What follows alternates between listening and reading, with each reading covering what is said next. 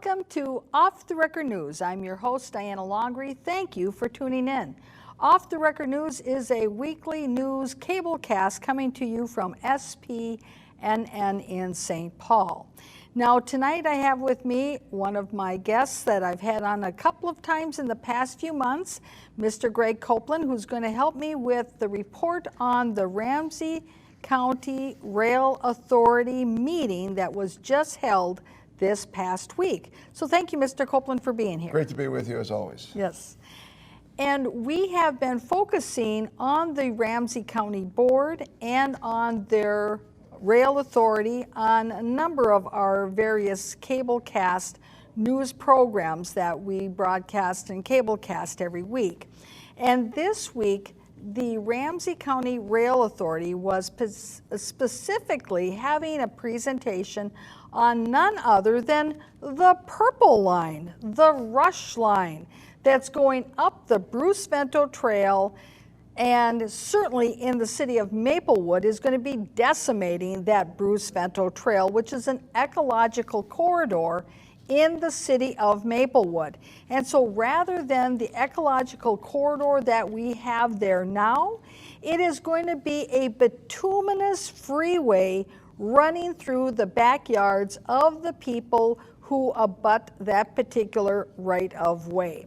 So anyway, now before we get started with our film footage, we went back into our archives because I wanted to share something with you. Now, a couple weeks ago, Mr. Copeland, you had indicated you had gone on the I don't know what you want to call it, a field trip or some kind of a feel-good trip. Yeah, that's what it was. That's right. Well, it's called a feel-good trip that the Ramsey County Commissioners and the County of Ramsey decided that they put together so that people could hobnob with each other, mostly those people who are in power and who support this decimation of the Bruce Vento Trail for their bus rapid transit route, and so that they could go on a bus, no less, and see what the route would look like. And Mr. Copeland, you were on that. You told us a little bit about the trip. I did. But then after the show, you shared some information with me that I just was astounded by. So why don't you tell our viewers about Nora Slawick, who happens to be the head of the Metropolitan Council, and her big announcement. Yeah, the big announcement from the former mayor of Maplewood, who was appointed by Governor Walz to be the chair of the Metropolitan Council and oversaw the hiring, I must say, rather than I'm going to say the hiring of her fellow council members, very micromanaged for somebody who was in the legislature. But in any event, yeah, she made a big announcement today. They're kicking off calling the Rush Line the Purple Line, and they handed out these purple pens. And you would have thought the Vikings were going to start on the bus, or maybe they were going to have the cheerleaders come on next. But of course, none of that happened. But there was this drama of an announcement today that somehow, wow, we're breaking new ground. And of course, you know that that's not the case. That's exactly right. And our viewers who have watched our news cable casts here over the last few years, whether or not you're watching Off the Record News, the Citizens Reporter, or Local News Report, you know that back in September of 2017, we covered when Nora Slawick made that big announcement that the Rush Line was going to be called the Purple Line. So all of you who've been watching these shows all this time, you already knew this. And I'm just kind of wondering why it is that Nora Slawick forgot that she made that mention of it, well, back in September 2017. But let's take a look at the clip and let's refresh her memory. Go ahead. Just briefly, so I just came from a Rush Line meeting, so big news, they've chosen the color. It's going to be the Purple Line, we hope. We've applied for that, so the Vikings and Prince and all that stuff. And then they're, because the CTIP dissolution, I think you all know about that, and then they increased the half-cent sales tax. Rush Line's definitely coming, it's coming quicker. And so this is a good thing for us. Do you have a, did they talk about a, because I couldn't find anything about timeline. We'll talk about that. I mean, they're going to do the environmental assessment, they think they can get it done in about 2 years, and then it would start, they're going to do station planning already, starting then. And then, so at about 2021, 2022 or Cool. so. That's fine. In general sense, because we have to actually produce our we have to look at all the population and households in 10-year increments. So it's helpful to know if we're talking the early 2020s or the late 2020s for when do we think that development will happen. So that's my most. I'll get you more. Yeah, because that's new today. Now, this particular meeting was a meeting that Put Your Hands Together Productions filmed because the city of Maplewood couldn't bother to put it on their own cable channels to let the residents of Maplewood know what the big plans were in putting together the new comprehensive plan for the year 2040. Now, this is also the same meeting where we found out and were informed, and informed you, the viewers, that in the Gladstone community, which had originally been in the comprehensive plan set up to be at a density of 26 units per acre, that the planner and the consultant said in order to justify the investment of the Purple Line, the density of Gladstone has to be increased to 50 units per acre. And it was as a result to justify the investment, not because there was actually a need for that density, but to justify the investment. Now, of course, then if you go to another meeting, Mr. Copeland, you can verify this, they will tell you that the reason that they want and have to have the BRT is to serve the needs of the higher density that there's going to be. Yeah. So which is it, Mr. Yeah. Copeland, the chicken or the egg? Well, I think it's whatever they want to justify it at the time that they're talking to whatever audience that they're addressing is what I think. On the bus trip that we took, each time they went by a medical facility, they talked about all the employees that these facilities have. And that was started out on Jackson at the Regions Hospital, and then we went up the street to what is now the Phelan Boulevard, where Pennsylvania, is still, but when you get on the other side of 35, it becomes a Phelan. And what do we have there? We have 3 health partner facilities, same people that are tied in with Regions here. And this is a group that built 2 very large ramps some years ago, and then they added this neurology clinic, which is close to 35, and they put another big parking ramp in there. And I remember at a district council meeting many long years ago, and on District 5 where I live, off the Payne-Phelan area, is, why aren't you having a bus stop in front of your building? Because what is behind the neurology clinic, Diana? The bus garage that serves the entire East Metro. That's what's behind their building directly. There's nothing else there. There's a fence between the two, I think. But the reality is these 2 staff people from Health Partners looked at each other like, oh, we never thought about that. Well, what they thought about was spending more money on concrete to build more ramps, to bring their employees with their cars, to have the patients show up with their cars. And frankly, this is the kind of nonsense. And I'm not the big guy when it comes to running around saying the sky's going to fall in 12 years and all the rest.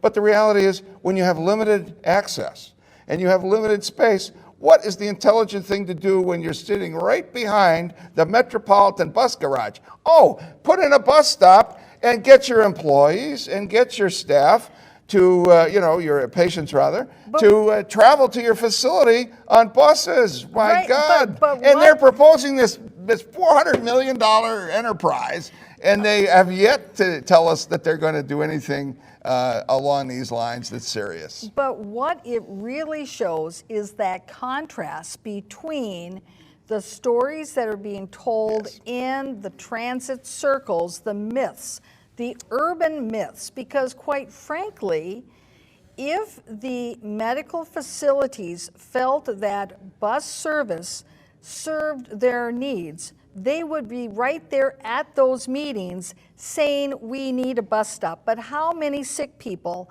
are going to go see their doctor on a bus? How many doctors and nurses, depending upon the shift work that they are on, that they're on call, that they need to get there right now, or that they need to leave right now to go somewhere else? Are they seriously going to take a bus? That model, the using a bus, does not work for that type of industry because of the people who either are being served or the people who are providing services. They are not just coming there, doing their 8 hours of work and then like factory work and going home. They're on call. I mean, that is the nature of their reality, and they're not going to say, oh yeah, let's ride the bus to get there because we've got an emergency at the next hospital someplace else where they're on call or they're an internist or they're something else, and they have to get there now. They're not going to be stranded because they went to the first place on a bus. Yeah, for certain specialties, certainly medical specialties, I would agree. I think though for patients, I had a situation I'll relate for the audience. Had a kidney stone. Went down on an emergency with our St. Paul Fire Department guys. Got there. They discharged me. Said, "Oh, Mr. Copeland, you've got a very large kidney stone, but we're not going to deal with it today. We have a protocol. You get to go home, and then you see our specialist over there on Phelan Boulevard." Well, that bus didn't work for me. They got one bus that goes down there, 71. So I said, thank you very much. They discharged me. I had to go wait at the train, which is right across from Regions, at 5 in the morning to catch another bus back to the house. Well, okay. So I called St. Joe's, and they have a kidney stone institute. And I picked up my C-scan or whatever you're going to call it at the hospital, went over there, and have taken the bus for all my treatments and had it surgically removed. Right, and see, and that shows. And there's a lot of handicapped people too that need to use transportation. But you see, what that shows though is that today they have the ability to make the routes fit people's needs. Well, that you don't necessarily need to construct a whole big bus rapid transit system to serve the needs of the people. Now, getting back to the Ramsey County Rail Authority meeting, now this was just this past week, June 2019. So let's get started with our first clip from that because we got a number of things that we want to highlight, their highlights, and then we're going to go back in time and take a look and do a little fact checking on it. Andy. Good morning, Commissioners. I'm Andy Gitzloff, Senior Transportation Planner in the Public Works Department and Project Manager for the Rush Line BRT project. And with me today is Frank Alarcon. He's also a planner in Public Works and is the Deputy Project Manager for the Rush Line BRT project and has been leading up our engagement efforts and will be a sort of tag teaming this presentation here this morning as well. Now, these two gentlemen, we have had the opportunity of listening to them in the past. We've played clips of their presentations, interviews with them, all of this. So you'll be if you watch our program on a regular basis, you'll be very familiar with these two gentlemen. And of course, that's why we have a wealth of film footage, is because we have been monitoring this particular project and the presentations given by these gentlemen. Let's take a look at our next clip. Starting from the beginning, Rush Line has always been a historic transportation corridor dating back to really the 1890s. And this is playing into some of the current work we're doing when we're in our environmental and actually having to interpret some of that historic character of the corridor. It's actually potentially eligible to be on the National Register of Historic Places as a linear transportation corridor. The county did purchase the corridor in the 1990s from Burlington Northern, and since then there's been a number of studies to determine where the route should go, some on the corridor, some off. A total of 55 routes, 7 types of bus and rail alternatives looked at, both engagement and technical analysis, led to 2017 the adoption of the locally preferred alternative, which is the 14 mile overall corridor. Goes through the cities of St. Paul, Maplewood, Gem Lake, White Bear Lake, and Vadnais Heights, as well as White Bear Township. Now, Mr. Copeland, did you hear how they are reckoning back to the historical perspective of the rail line, and this is just returning it back to its roots of transportation? You know, I love rail. I go to train days down at the depot every year. I climb on the engine. I sit in the big seat there and imagine going down those rails. It's a lot of fun. I can't remember what the date was. If we had our good friend Steve Carlson, he could tell us the date of the last train that went through Maplewood. And it was a long time ago, I suspect. Quite a long time ago. Probably some of those commissioners might have not even been born yet. I don't know. Well, and the fact that they say that, well, we're going to do some historical interpretation, and yet we know from their presentations that the extent of the historical interpretation they're doing is that one little chapter that's in the environmental assessment that's required under the regulations. That's really all they're doing. And it's not like they're trying to turn it back into the old days. They're really going to have a bituminous freeway going down an ecological trail that they've spent money on to convert into an ecological trail that's actually in the Maplewood Comprehensive Plan as a greenway. Yeah, and I hope that the chair of the Met Council takes an opportunity to read her city's plan. And I wish that she would knock on the doors of the people that live along that corridor, because frankly, I don't know that there's anybody on that corridor that wants all those trees to disappear. And you know what was interesting about that trip? And I wrote it down on my little pad here. Shocking to me. They never used the word trees. They called the trees existing vegetation. Existing vegetation. So, you know, I really can't respect a engineering plan, and that's what we're talking about here. A plan to spend a lot of money, a lot of tax money that we haven't collected yet, that we could better spend on buying buses to go on existing roads up to White Bear Lake, if that's what's needed from St. Paul and back again, or on some express buses to travel what? A lane that didn't exist when they were talking about this in the first place, which are, let me change that again, the MnPAS lanes on 35 that have been completed, that are paid for, that are there available. And guess what? When we took the trip up there, on the way back, how did we come back? We got on 694 and we went down 35 and we were back at the station, i.e. the depot, the historic depot, in 13 minutes. 13 minutes. So, and we didn't have a new concrete road. We didn't have a new bituminous road. Right. Oh, we had that nice limited access MnPAS lane, which was built for buses to have, you know, priority, built for people to get to places quickly, and that's what we got. Right. And also at a recent open house that they had that one of our reporters went to, he asked about the trees. How many trees will be coming down? They said, well, we don't really know yet, but they're, we're going to take down all the non-native trees. And so I asked our reporter how many palm trees are along the Bruce Vento Trail. Now that would be a non-native tree. Truly. I think pretty much all the trees that are existing along there are native to Minnesota.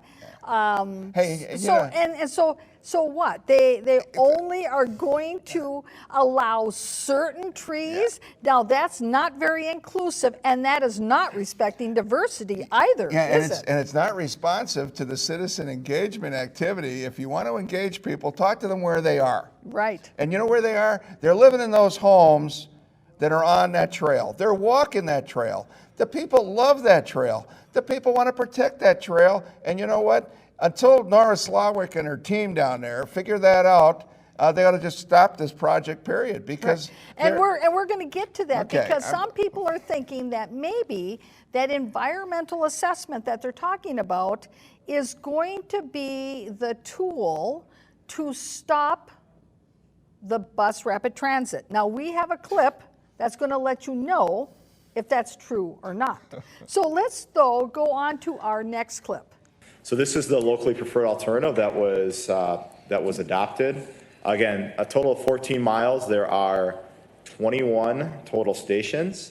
The majority of it is running within dedicated guideway, approximately about 80%. So that's where it either has its own lane or its own roadway. Generally, the alignment out of downtown starts at the Union Depot, serves the Central Business District, travels on Robert Street, serves the Capitol Complex, as well as Regents Hospital with that connection to Green Line at that location.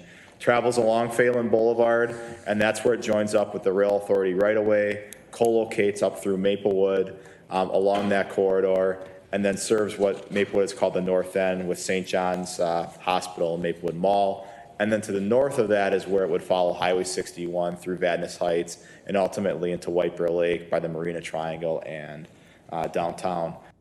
Now, we heard in a previous clip that this whole route is 14 miles. Now, in this clip, I think we heard that there's going to be 21 stops. So let's do some math. So if you're doing some stopping and starting and stopping and starting and letting people get on, even though they've gotten their tickets before the bus ever got there, because they got the, you know, the little machine there at their newfangled station platform. Well, in the end, there's still time on and off, and from our calculations, it's going to be slower than the current express bus that runs parallel to where the bus rapid transit route's going to be. Now, isn't that amazing? It reminds me exactly of what happened with the Green Line train and the buses that used to run down, University to Minneapolis and St. Paul. Same kind of a deal. It takes an hour, more or less, to get anywhere on that train, into downtown Minneapolis from downtown St. Paul. Right. And so, lessons not learned. Now, let's move on to our next clip. A couple quick facts. There's about 100,000 jobs currently within a half mile of each station, as well as 100,000 people, both population and employment, are projected to grow by about 25%. Of the population, about 20% of the population is living below the poverty level, which is greater than both the county and the regional average. So providing the transportation benefit and another way to access jobs and other activities through there is a great benefit for this corridor. So we have just heard that it is a transportation benefit for the poor. Now, unfortunately, I think that this shows his bias against those who don't make as much money as he does. Because what it assumes is that folks who have a lower income do not aspire to wanting to own a car, that they don't want to aspire to living in a single family home, that they're going to be relegated to living in high density multifamily housing next to a transit where they're just shuffling off and on the bus platform. Well, that just isn't right. Where's the American dream in all of that? It sounds a lot more like the Soviet reality than the American dream, Diana. And frankly, what gets me about this whole thing is they never want to talk about two things: the cost, how that's being met, and I'll put those as one item together, and then how much time it's going to be before all this magic occurs. Because we have poor people right now. If you want to serve poor people, buy some buses. You're collecting a 0.5-cent sales tax, Ramsey County. You don't need to wait around for 20 years to pass to acquire the density levels that you were talking about earlier that the consultants are saying are required. You've got people right now that need transportation. We've got a system that is missing all kinds of links. And if you're so darn concerned about the people that live along the part of the route that is not out there on 35, but is that those 21 stops that are running up the center of, let's say, around 61, right, and White Bear Lake in the north and St. Paul in the south, well, then buy some buses and start serving them. You don't need to wait. We had an example, a concrete example. The little cookie factory up there on Berkeley Road? Is it Grandma's Bakery? I'm trying to think of the name of the place. The gentleman that runs that place says a lot of his help are people that don't have cars. They were begging for a bus. They're just off 61. I don't think they're a mile from 61. I think you can see it if you go around the corner from their shop. They have the tools and the ability And the revenue. to meet the needs that they complain about. And that the bus rapid transit isn't that solution.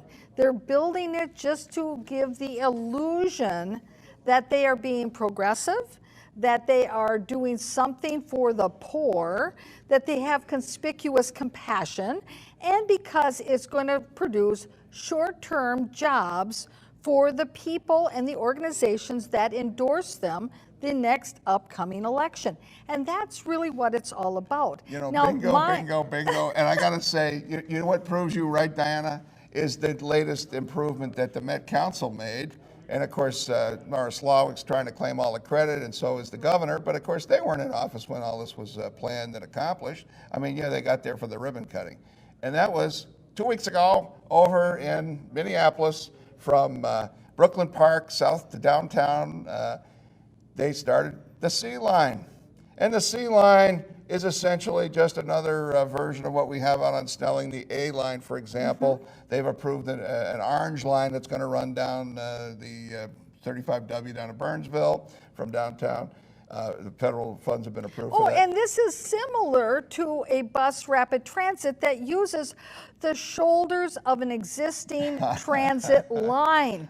So you see, and the one in Roseville is very successful. People like it, it works well, it's efficient from the people that I've talked to, and so it is a good model. But they don't want to use that model when it comes to Maplewood. Maplewood is the experimental station for their BRT. Well, and the reality is, is that the Met Council was able to move this project forward rapidly because they didn't have to build any new roads. The bus that they've got run on existing roads.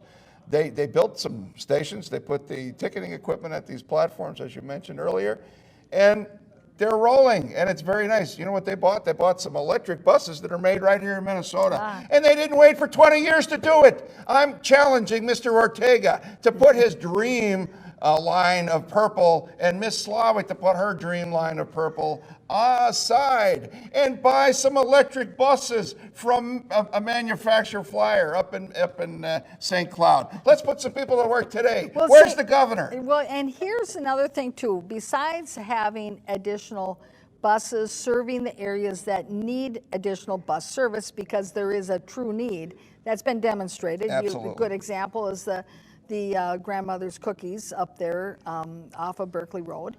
But if they really were concerned about giving more opportunity to folks who would like to earn more income, I think focusing on trying to make Ramsey County and the East Side and Maplewood more conducive to increasing business development and having more jobs come here, wouldn't that really help the poor better than saying, oh, well, we got to build a BRT? So you see, there's many ways that they could approach the whole issue rather than the song and dance that the BRT is the be-all, end-all of the solution to everything. Now let's move on to our next clip. A couple quick facts: there's about 100,000 jobs currently within a half mile of each station, as well as 100,000 people. A couple quick facts: there's about 100,000 jobs currently within a half mile of each station, as well as 100,000 people. Back in the back room, they are so excited about that clip where it talks about that 100,000 jobs there in and around the BRT. Well, they want to make sure that I mentioned that they are blowing smoke, because I want to let you know that in the city of Maplewood, the population is 40,000. So where's the other 60,000 coming from? And we're only talking about a route that is 14 miles long. So I challenge them to really come up with that right number. So let's move on to the next clip. The stations themselves have a unique presence for them. They will be a little bit bigger than an A-line station, if you're familiar with that, but not quite the size of a light rail. So sort of an in-between amount. But they'll have the similar types of features. They'll have the next time real-time departure signage. the raised platform to help with that easy on and off boarding, maps, benches, heat lighting, bike racks, trash and recycling, and then those ticket vending machines. The prepayment of fares is really what gives the rapid and bus rapid transit. With that, we're assuming about 10 seconds is the amount of time the bus is stopping at each station to board. I just can't wait till those platforms come to a stop near me. My gosh, we're going to have trash and recycling bins. Can you believe it? Can you wait? What about Mr. Copeland? They're going to have maps. Imagine that. I've never been to any real good bus platforms that had maps before. Oh my gosh. Well, my goodness, can you believe this? They're going to have a bench there for me. Oh, this is amazing. I can't wait. Hey Diana, I live between two bus stops, and one of them has had for some time a trash can, and not a recycling can, because everything goes in this thing. It's kind of like our mandatory collection program. Anyway, I'll save that. But they just put last week a new, not a new can itself, but at a new location for us, a trash can just south of Magnolia on Payne Avenue. So congratulations to the city, the Met Council. Nobody's got their name on it, so I'm not sure who's going to take the credit. Maybe it's Parks and Rec that's emptying the thing, for God's sakes. I don't know. But these are standard bus station stops, correct? Yes, they are, I and see. they've been there a long time. I see. So really then, the fact that we're going to have garbage and recycling cans at the BRT platform really isn't an extra amenity now, is it? I don't think so. I mean, frankly, when I hear the guy talking about the ticket machines, and I'm thinking about this horizon that these fellows have, and I'm thinking about how technology's changed, I wouldn't be surprised if we don't have ticketing machines. We might have some other means of ensuring that people are contributing when they're riding the bus. So honestly, the idea of the jobs, I got to go back to that, Diana, because they made special mention when we were at St. John's Hospital, and they talked about 7,000 jobs. They didn't talk about 7,000 new jobs, and the person that was representing the hospital didn't talk about it at all. In fact, she said, we have no current plans for expansion. And you know what was on the other side of that hospital, Diana, and I know you know. It's a big empty building called Sears at the Maplewood Mall. And they've got the potential of a lot more empty spaces at Maplewood Mall. So bring on the jobs, but you know what? If you want people to get to them, they need a bus ride today, not in 20 years. I keep repeating this because it's so frustrating. Except, though, what we've reported on our other newscasts is that Maplewood's big vision for those empty big boxes that will someday occur there at Maplewood Mall, and have already slated that whole area for Sears, that they want to put housing in all of that. Well, they're copying Roseville. I mean, Roseville started that nonsense with Herberger's, and I heard the Except other day. here's the difference. In Roseville, they're looking at high-end market rate housing.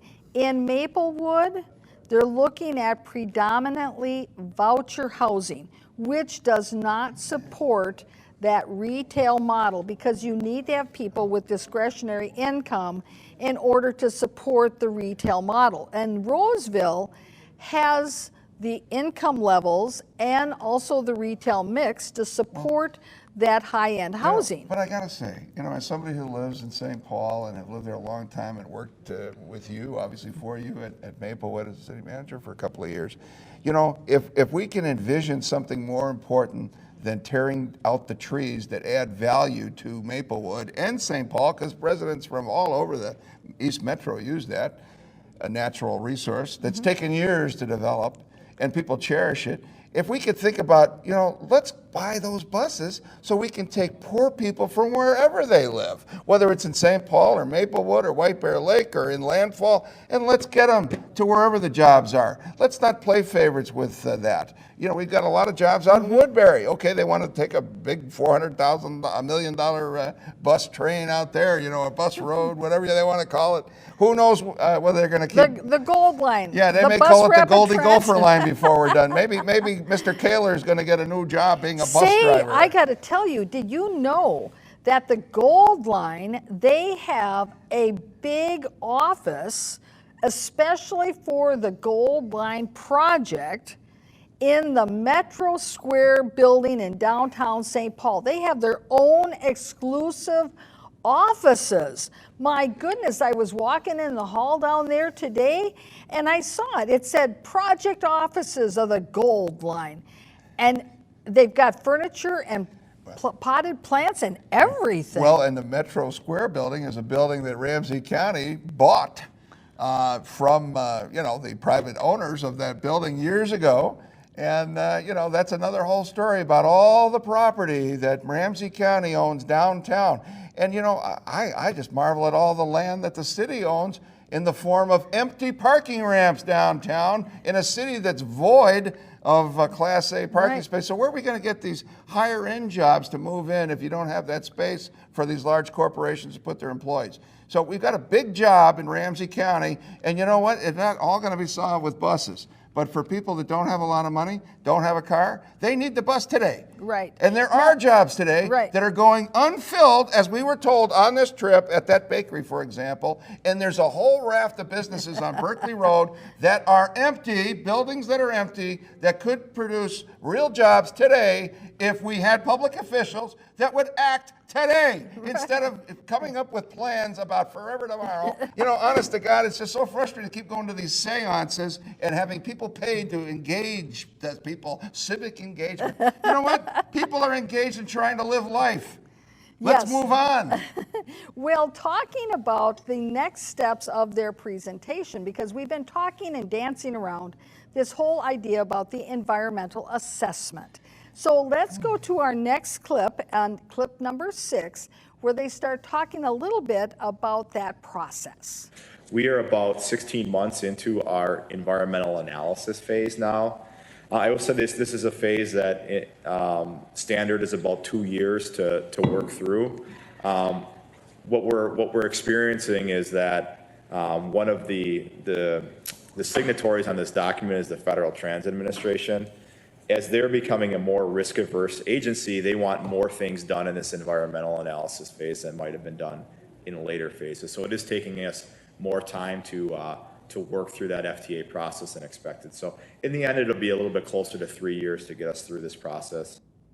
Now, what I found fascinating about that clip is basically his political commentary that the agency, the federal agency that they have to submit their environmental assessment to, that they are becoming more risk adverse and they're asking for more data as it pertains to the environmental assessment.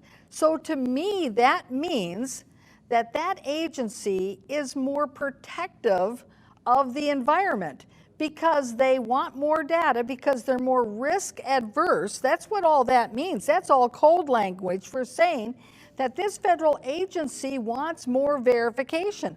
They want more data before they ramrod through that environmental assessment. And what I found fascinating is that I'm sure that at their dinner parties, that these same individuals are joking and snickering around about how the Republican federal administration is causing havoc. And yet here we have at the local level, the Democrats who are saying, let's ramrod through that environmental assessment so we can get that BRT ramrodded through, forget about the trees, and forget about the environmental corridor of the Bruce Vento Trail, and yet here it is, actually the federal agency that is helping the people protect or better protect their environment by making sure that the I's are dotted and the T's are crossed.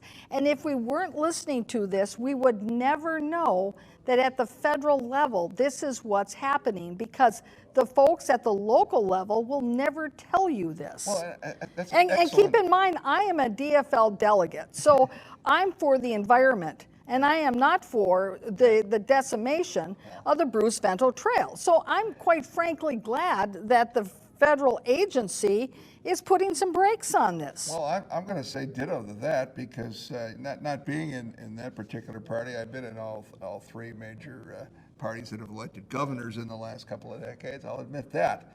But I think protecting the environment is something that every Minnesotan should be excited about doing because that's our big asset, other than our healthcare system. I'm a big believer that our healthcare system is a kind of number one people-created asset. But in terms of what God did, He put certain things here, and He's allowed them to thrive, and He's put us here, and we exist in this wonderful land with clean water and relatively clean air most of the time, even here in the metro.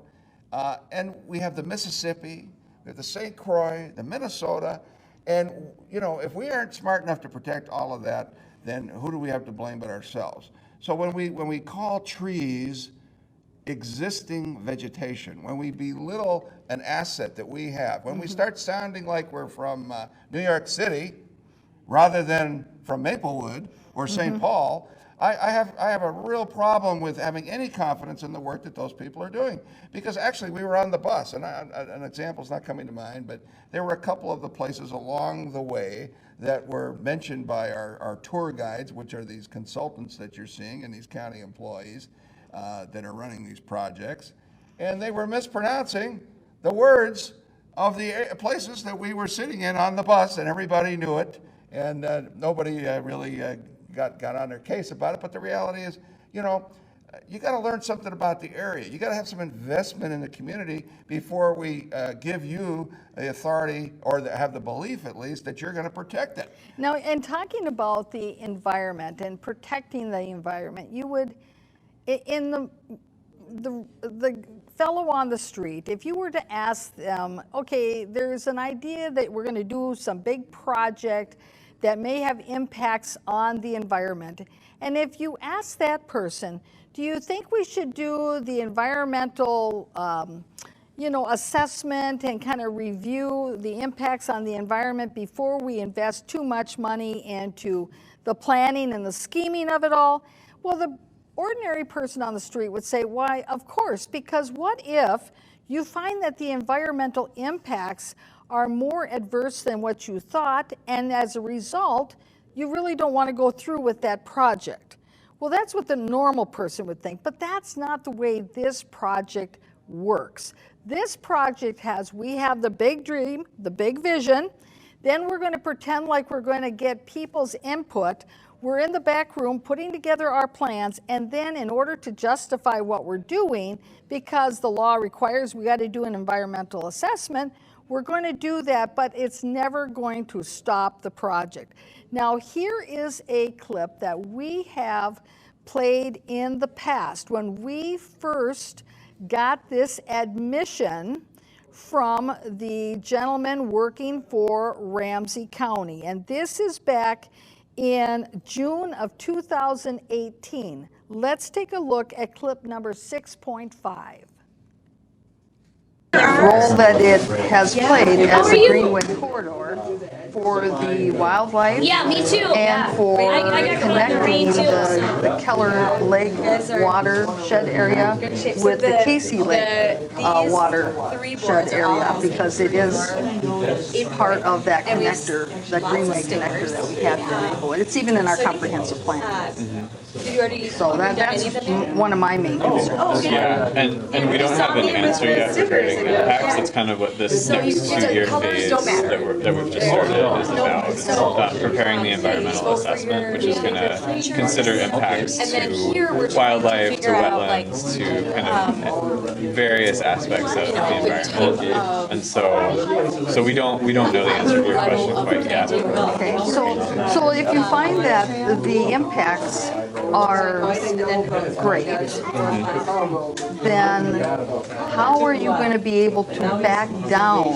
from all the development, all the wishes and dreams, all the plans, all the efforts of the community to say where the stations are going to be. How are you going to ever back down from that if you find the ecological ramifications are great? I think it wouldn't be so much about backing down as it would be, mitigating any potential impacts that we identify, thinking about what kind of strategies we can use to offset or mitigate is kind of the word that's typically used to kind of offset those impacts. I see, okay, Yeah. okay. So that's kind of what So, this, so if you found that there were the significant ecological impacts, So trailheads it wouldn't usually have, stop the project. You would just say, well, we information need to do about- some other things and to, then, stuff like like you said, trash or septic. Mitigate. whatever it is. right, it would be looking at mitigation Plumbing strategies. and having water Yeah, problems. and So this obviously was at one of those open houses, and you could hear there was a lot of background noise there and all, so I apologize for that. And of course, the camera was off askew, but at least though we painted a picture there so you could see what he looked like when you know who you're listening to. But he said very clearly, didn't he, Mr. Copeland, that this would not stop the project, that this is just going to be a way so that they can figure out what the mitigation is, just so that they can, do an end round the concerns and the complaints of everybody, no matter what those environmental, impacts are. Yeah, it just boggles the mind. We have what we have in place are these trees. Those are the real natural assets that form the bond with nature and the people in the community. And to somehow set things up where we're going to mitigate, that means we're going to change, we're going to fix, we're going to alterate, we're ameliorate, we're going to do something different. You know what? A tree is not an engineering project. A tree exists as it exists Well, today. and keep in mind, in Maplewood, we have an ordinance that says that if you Yeah. are taking down trees, Right. you have to replace the trees you took down. Right. However, unfortunately, I don't believe that ordinance applies to governmental entities, because certainly when Maplewood destroyed so many trees out of the savanna and just ripped them out, Yes. Maplewood was not required to replant trees And just- themselves. just for anybody So watching- this is going to be very much the same. So, But I want to, just for the record, we need to know that, the public needs to know that's watching this, that you were not the mayor then. No, When they I were was taking those not. trees down. I was not the city manager, and I think we should give credit to the current crop that are there, plus Ms. Slawick. She knows a lot about how to take trees down. And frankly, folks, again, why are public officials having to do an environmental assessment on a corridor that everybody loves for the purposes of recreation, health, tourism? All these values are incorporated in that we treasure. What is there to do an analysis on? What it's going to look like when you take all the trees down? I can tell you, you can save a lot of money. You can go over to the Kenilworth corridor in Minneapolis and you can see all the trees that they've taken down, 1,000 of them.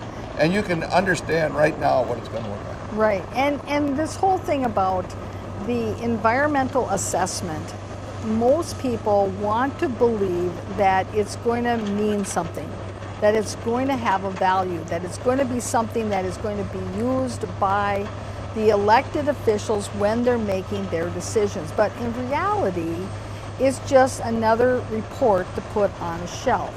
Now, we've got additional film footage, and I'm looking for a word from the back whether or not if we're ready yet for our film footage or not. This would be clip number 7, where they continue to talk about the rail authorities' vision about their environmental assessment.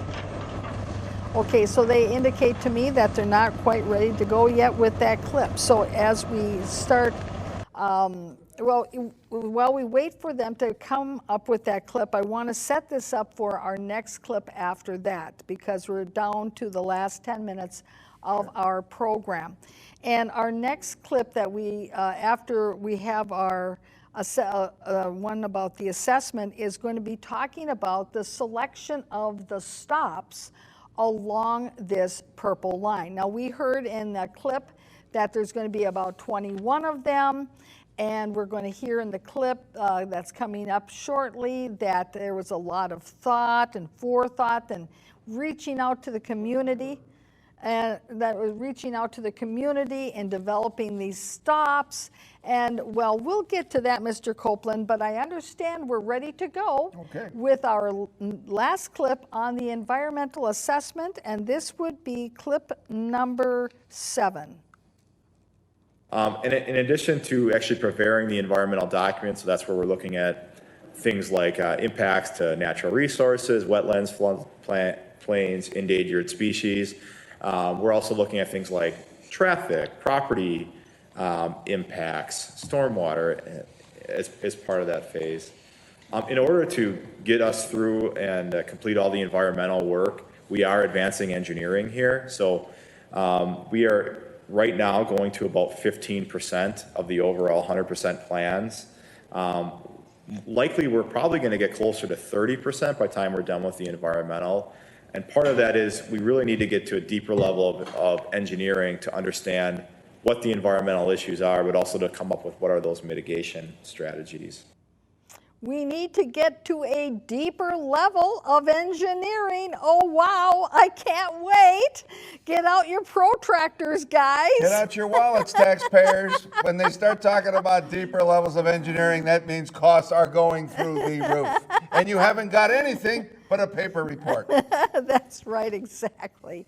Well, let's move on to our next clip then, which would be number 8, where they start to talk about all their insightful public engagement in setting up those stops along the route. Another key task of this phase is station area planning. One of the things that we've learned from other projects that have gone down this path, done the detailed engineering, only to realize that if they would have talked to a few people, the station's in the wrong spot. The development is planned on the other side of the street.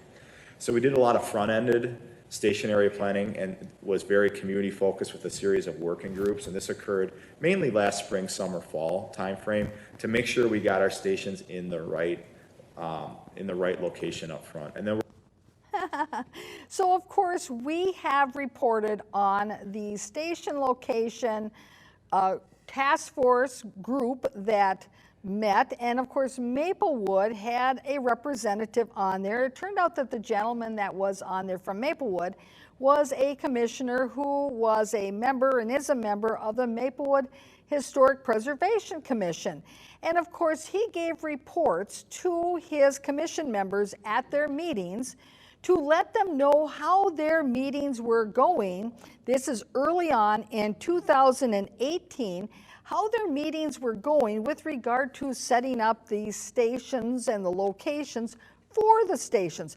So let's go back in our archives and let's find out whether or not it seems from his perspective if there was really a lot of citizen engagement at all. Let's take a look. Moving on to commission presentations, H1, Rushline BRT Station, Commissioner Axman. Looks like you got do you have overheads or is it? No. Okay. No, I did not. I wasn't sure if you wanted. So commissioners and staff, we met on July 31st to consider the recommended placement of the terminals along the Rushline Railroad.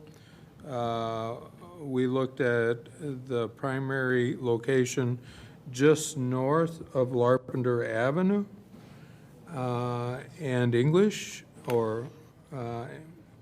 we looked at a location north of Frost Avenue and a location that was just north of Highway 36. The major discussion around all of these terminals was what would it take for activation of ridership and for the stations to be utilized in a way over an 18-hour period every day, security, other issues. Now,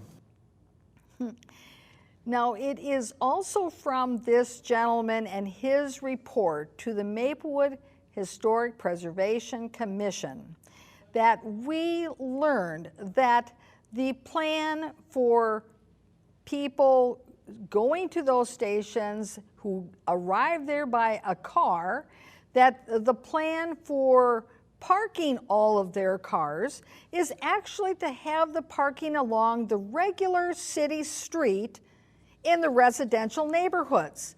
That there is no property there to build park and rides or ramps or any of that really, other than in one small area of Harvester Park, where they're going to take the parking lot of Harvester Park, move it to the other end of the park, and basically turn that into then the park and ride, and remove parking from the park of Maplewood. So you see, this of course is no good plan. And so as he indicated, they didn't really talk about the locations of the stations. They were talking about how are they going to maintain security when they have those stations activated. So now let's go to his next clip as he talks a little bit more about what he observed. So we had a discussion over those issues. There were very few people there, and I'm told now they would continue to plan for quite a while before our next and last meeting. I don't have any clue what that means. We are about, if I am correct, out about 8 years from the line actually be running. That was one of the questions that was asked last time of me. And it is basically going to be built in the final analysis with federal and Ramsey County funds. That was the other answer I got for you. 8 years from now, who knows how much it will cost? That's a little, I didn't even ask that question, to be honest with you. So, so the plans are in place basically where the terminals will be located. There was much discussion about using that as a development factor in all three of those areas, and more to come later.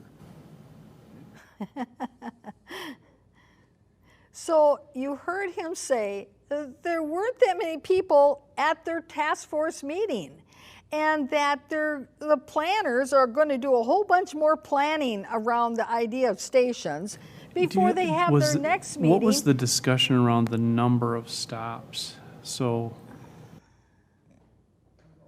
before they have their next meeting, and that he doesn't really know when that next meeting is going to be, and he really doesn't know what they mean by that. They're going to do a lot more planning. Now, in our last minute, I want to have our control room play the last clip, 8.8. What was the discussion around the number of stops? So what was the discussion around the number of stops? So that you reviewed. So why not more? Why not fewer? To be honest with you, we never had a discussion of the number of stops. By the time we got involved in it, there were 3 stops that we were asked to consider, and basically the advantages of why those stops were there, or disadvantages, and where, in the last meeting, where to place the terminals. But we've always been given the mandate to consider the placement of 3 stops in that area. So. We've always been given the mandate for the number of stops, and yet the consultants and the employees of Ramsey County give the presentation that they reach out to the public for public engagement as to where the stops should be, and yet here's a representative that was on that committee saying they were given the mandate from the county, not the other way around. You know, when government officials don't listen to the public, whether it's public transit or any other public enterprise, you're going to end up with bad results. And you don't tell people to come to constructed conclusions. So, Mr. Copeland, Sorry. I want to thank you. You're welcome. I enjoyed it. I want to thank you very much for coming on our program this evening. Always a privilege. And viewers, thank you for tuning in. We'll see you again next week. Bye-bye.